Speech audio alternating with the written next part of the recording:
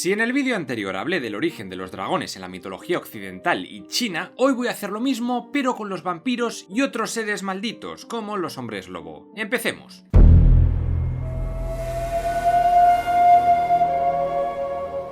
Primero definamos qué es un vampiro. El vampiro es básicamente una criatura que se alimenta de otros seres vivos, generalmente bebiendo su sangre. La sangre fue vista durante mucho tiempo como la fuerza vital del cuerpo humano y un símbolo del alma. Prácticamente todas las culturas tienen seres parecidos, siendo en su origen demonios o espíritus que volvían de la muerte para vengarse de los vivos. Vamos a rastrear el mito empezando desde las referencias más antiguas. En Sumeria nos encontraríamos con los Udug, o Utukku en acadio, que eran simplemente espíritus o demonios que fueron adquiriendo con el tiempo connotaciones malévolas. No eran vampiros, no chupaban sangre, simplemente se decía que eran los responsables de que te pusieras pachucho y esas cosas. Esto se lo has dicho a tu médico. Ya con el imperio babilónico encontramos otros demonios como la Mastu. Se la describía como una terrorífica criatura hija del dios Anu, con cabeza de león y partes de burro y pájaro que raptaba recién nacidos para comérselos. El único ser capaz de vencerla era el demonio Pazuzu, por eso se ponían amuletos con su figura cerca de las cunas. El nombre os sonará porque salía en El Exorcista. También en Babilonia tenemos a Lilitu, un demonio que subsistía gracias a la sangre de los bebés recién nacidos. El folclore judío también absorbió el mito, supuestamente tras el destierro a Babilonia, y de ahí surgió la figura de Lilith. Según se cuenta, Lilith fue la primera mujer de Adán, pero se hartó y se largó del jardín del Edén. Acabó juntándose con un ser demoníaco conocido como Samael, o Asmodeo, y juntos tuvieron una prole de demonios conocida como Lilim.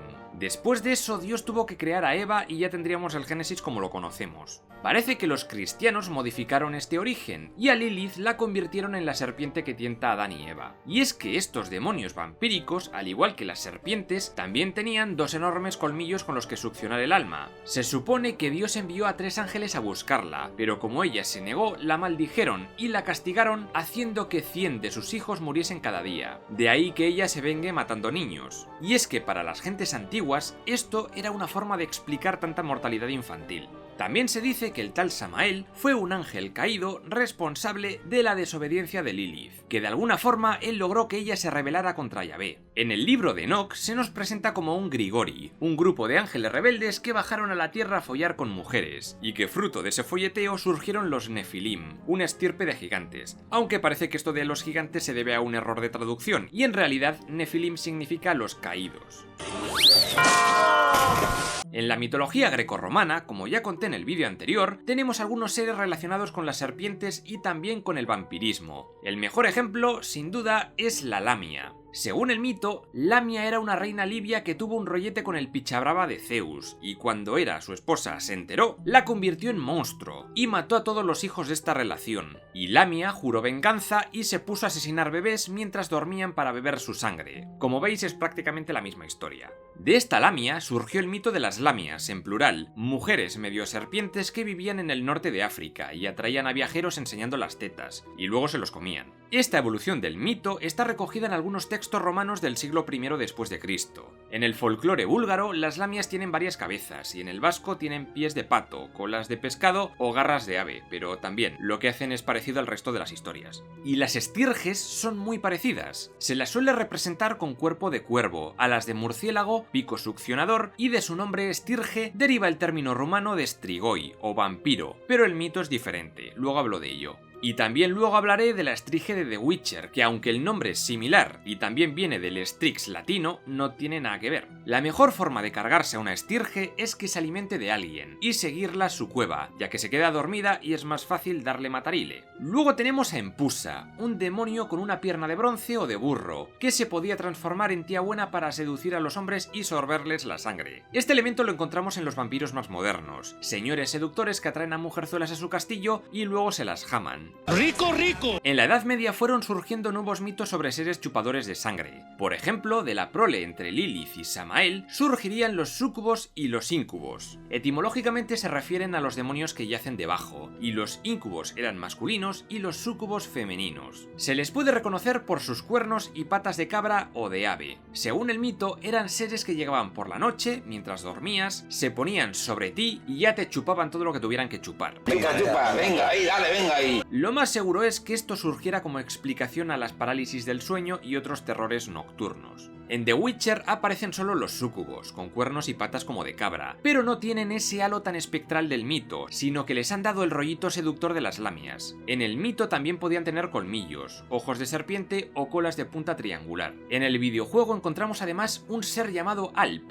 que es básicamente una lamia o súcubo, pero más fuerte y sin cuernos y con la capacidad de cambiar de forma y de controlar tus sueños. Existe en el folclore alemán, pero es un ser masculino, mientras que la Mara sería su contraparte femenina, y a veces lleva un sombrero o velo que le da la capacidad de volverse invisible. Ah, y viene a por ti montado en una yegua. En España surgieron historias de brujas con un solo diente que succionaban sangre a sus víctimas, niños sobre todo. En Galicia las llaman meigas chuchonas, en Asturias guasas y en Cantabria guajonas. En Gerona se cuenta la leyenda del conde de Struc, o Estruga, que vivía en el castillo de Llers. Murió asesinado y debido a una maldición se convirtió en vampiro y se dedicó a aterrorizar a los habitantes de la comarca y a dejar preñadas de engendros a mujeres que veía por allí. Mala persona. En Arabia, hacia el siglo IX, se escribió una recopilación de cuentos y leyendas conocida como las 1001 noches. En sus historias se pueden encontrar toda clase de espíritus y seres malévolos. Por ejemplo, tenemos la historia de un príncipe que se casa con Nadila, una malvada vampiresa, a la cual al final logra matar para escapar de sus garras. También en el folclore árabe tenemos a los gules, mencionados por primera vez en este libro, un ser que también aparece en The Witcher. Se trata de una criatura necrófaga, que habita comúnmente en cementerios y se dedica a profanar tumbas y alimentarse de cadáveres, y también de niños. Como curiosidad, el villano de Batman, Ra's al Ghul, se puede traducir como cabeza de demonio. Y ahora llegamos a Europa del Este a finales de la Edad Media, donde surgió el mito del vampiro como todos conocemos actualmente, es decir, el vampiro eslavo. En esas creencias se decía que el vampiro se originaba con la muerte de un mago que actuaba de forma inmoral, o si eras el séptimo hijo y tus hermanos tenían el mismo sexo, o si eras pelirrojo, o si tenías un pezón de más, o si nacías fuera del matrimonio. Cada pueblo tenía su superstición propia. En este contexto tendríamos que hablar de Vlad Draculea, príncipe y gobernador o voivoda de Valaquia, un territorio dentro del reino de Hungría, en lo que ahora es el sur de Rumanía. Su padre fue el rey de Hungría, pero lo asesinaron unos nobles húngaros, y el joven Vlad empezó a gobernar Valaquia en el año 1456, después de años siendo rehén de los turcos otomanos. Se decía de él que fue muy despiadado y muy cruel con sus enemigos, tanto nobles húngaros, los boyardos, como con los otomanos del sultán Mehmed II, el que tomó Constantinopla. Se le llama Vlad el Empalador, o Tepes, porque a todos sus enemigos los empalaba en estacas de madera. Se habla de hecho del bosque de los empalados, donde todos sus árboles habían sido cortados para crear estacas y llenar el valle de cerca de 24.000 muertos. ¡Miedo! De hecho, cuando el sultán lo vio dijo: "Nos piramos, que se enfrenta a este chalado su puta madre". Lo de Draculea viene porque su padre y él también formaron parte de la Orden del Dragón, creada por el emperador Segismundo del Sacro Imperio para combatir a los otomanos, y de ahí vendría el nombre de Drácula.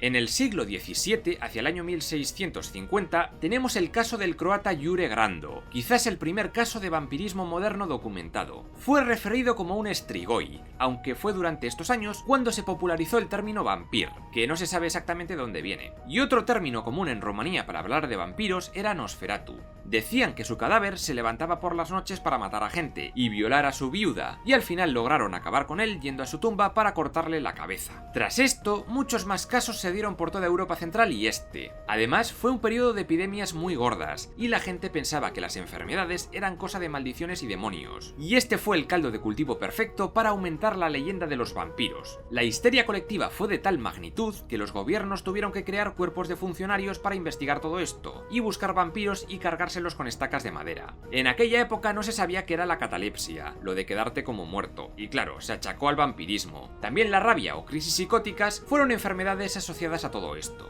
Se sabe de algunas personas que recorrían aldeas búlgaras, rumanas y de por ahí, diciendo que eran dampiros. ¿Qué cojones es esto? Pues un dampiro es, en el folclore eslavo, un híbrido entre humano y vampiro que se dedica a cazar a estos últimos. Un Blade de toda la vida, vamos. Todo el tema de usar crucifijos, agua bendita y ajos surgió en esta época. Parece que también lo de que los vampiros no se reflejan en los espejos por no tener alma, pero no era una creencia muy común. La creencia de que el sol los mata parece que fue un invent de la película Nosferatu de 1922.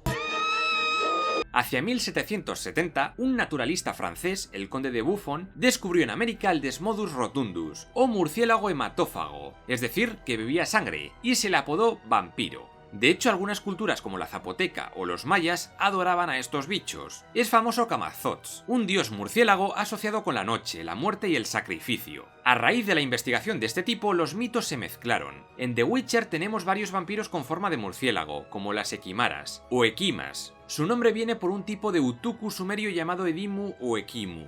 Los Katakan son muy parecidos, y el nombre viene de cómo los cretenses llamaban a los vampiros en aquellos años, Katakanades o Katalkanas. En la mitología hindú existen los Betala o Baitales, que aunque tienen forma de murciélago, pueden introducirse dentro de cadáveres y poseerlos. Otro vampiro extraño es uno del folclore malasio llamado Penanggalan. Se trata de la cabeza de una mujer que flota con todas las tripas colgando. Sus víctimas suelen ser mujeres embarazadas o niños, y se alimenta de su sangre. Finalmente, el juego nos muestra a los Garkain, que son una especie de monos murciélagos sacados de la mitología de los aborígenes de Australia. Por cierto, otros vampiros con rasgos simiescos son los Asambosan, de algunas tribus de Ghana, Costa de Marfil y Togo. En Serbia, en 1721, que era parte de Austria, hubo dos casos famosos. Un tal Petar Blagojevich murió, pero al día siguiente resucitó para pedirle a su hijo que le diera de comer, y luego ya se murió otra vez.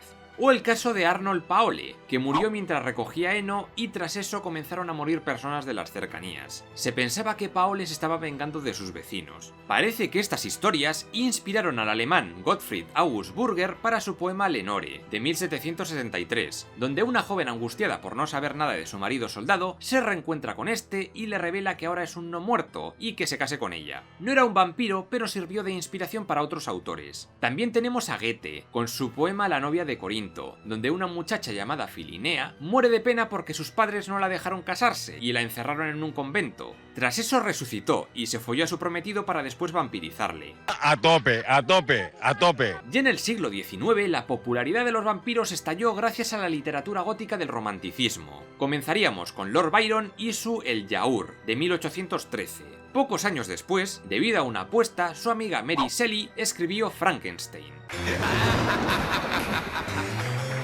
Hubo muchas más historias y relatos, pero de la que hay que hablar sí o sí es de Drácula, del escritor irlandés Bram Stoker, novela escrita en 1897. Lo que hizo el tío fue reunir todos los elementos que le gustaron de los vampiros de otras obras y les dio unidad y coherencia. Parte de la historia fue inspirada en el ya mencionado Vlad Tepes, pero pone al vampiro como un seductor y un símbolo de la sexualidad reprimida propia de la época victoriana. Y Stoker también introduce el arquetipo de cazador de vampiros, Abraham Van Helsing. La novela fue un exitazo en la época.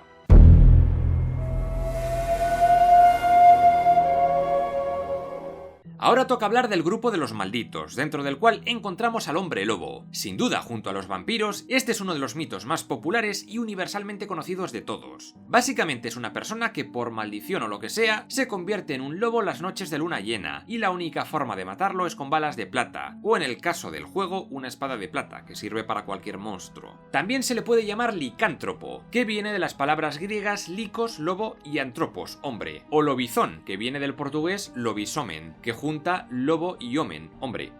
Se piensa que el mito surgió de la mitología griega, siendo el primer hombre lobo Licaón. Este tío era rey de Arcadia, en Grecia, que ayudó a su pueblo a abandonar la vida salvaje. Sin embargo, su ferviente pasión por su dios Zeus le llevó a realizar sacrificios humanos en su honor. Tal fue su locura que cualquier extranjero que llegaba a la ciudad se lo cargaban. Se ha vuelto loco. Zeus se hizo pasar por peregrino y se hospedó en el palacio de Licaón. Este iba a cargárselo, pero algo le dijo que debía asegurarse primero de que no era un dios, y le dio a comer carne humana. Zeus entró en cólera por esto y maldijo a Licaón, convirtiéndole en lobo. Y no solo a él, también convirtió en lobos a sus más de 50 hijos, que debían de ser muy hijos de puta. En Armenia también existía el mito de que las mujeres con pecados mortales eran condenadas a pasar 7 años bajo la forma de un lobo. Llegaba un espíritu con una piel de lobo y la mujer tenía que ponérsela para transformarse. Después se comía a sus hijos y después a los hijos de sus familiares cercanos, y por la mañana recuperaba su forma humana. Durante la Edad Media el mito fue creciendo. No era raro, pues los lobos son habituales en los bosques de Europa, y sus ataques solían ser muy peligrosos. Concretamente en la Francia del siglo XVI hubo una especie de terror colectivo a estos seres, muchas veces relacionados con brujería. Muchas personas fueron enjuiciadas acusadas de asesinatos violentos y canibalismo, porque según ellos se transformaban involuntariamente en bestias salvajes. Y en Francia es muy famoso todo lo relacionado con la bestia de Gévaudan, una misteriosa criatura descrita como un lobo gigante que mataba ganado y personas en las montañas de Marguerite, en el sur francés. Los más de 200 ataques de los que se tiene constancia tuvieron lugar en la década de 1760, y según los relatos, la bestia fue abatida con una bala de plata, y ese fue el origen de esta parte del mito. Hay una película francesa, El Pacto de los Lobos, que habla de todo este asunto. En el videojuego de The Witcher, el hombre lobo no es el único hombre bestia que nos encontramos. En las islas Skellig, cuyos habitantes son básicamente vikingos, nos enfrentamos a los Berserker, hombres que se transforman en gigantescos osos. Ya lo he comentado en otros vídeos, que los Berserker eran guerreros nórdicos muy fuertes y muy salvajes, que se metían drogas into the body y luchaban cubiertos por ropajes de oso como si estuvieran poseídos, y a veces también de lobo. Realmente cada cultura tiene sus hombres bestia dependiendo del animal peligroso que abunde en sus tierras. En Mali y Nigeria encontraríamos hombres hiena, por ejemplo, o también hombres león en Tanzania, como el Nunda.